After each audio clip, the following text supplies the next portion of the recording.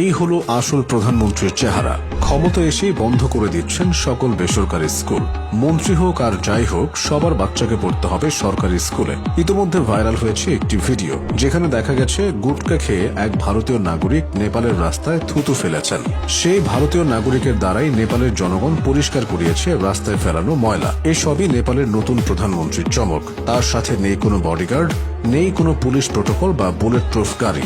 চলছেন সাধারণ মানুষের মতো, রাস্তায় দাঁড়িয়ে খেলছেন ক্যারাম, নিচ্ছেন জনগণের খোঁজ খবর। এভাবেই সকলের প্রিয় পাত্র হয়ে উঠছেন নেপালের নতুন জেনজি প্রধানমন্ত্রী এবং সাবেক র্যাপার বালেন্দ্র শাহ। বিশ্বের সবচেয়ে কম বয়সী সরকার প্রধান হিসেবে তিনি শুধু ইতিহাসই গড়েননি, বরং ক্ষমতায় বসেই এমন কিছু দুঃসাহসিক পদক্ষেপ নিয়েছেন যা পুরো দক্ষিণ এশিয়ার রাজনীতির হিসাব নিকাশ পাল্টে দিচ্ছে। প্রধানমন্ত্রী হিসেবে শপথ নেওয়ার ঠিক পরের দিনই সাবেক প্রধানমন্ত্রী এবং ক্ষমতাধর রাজনৈতিক নেতা কেপি শর্মা ওলিকে গ্রেফতার করা হয়। 2025 সালের তরুণদের সে ঐতিহাসিক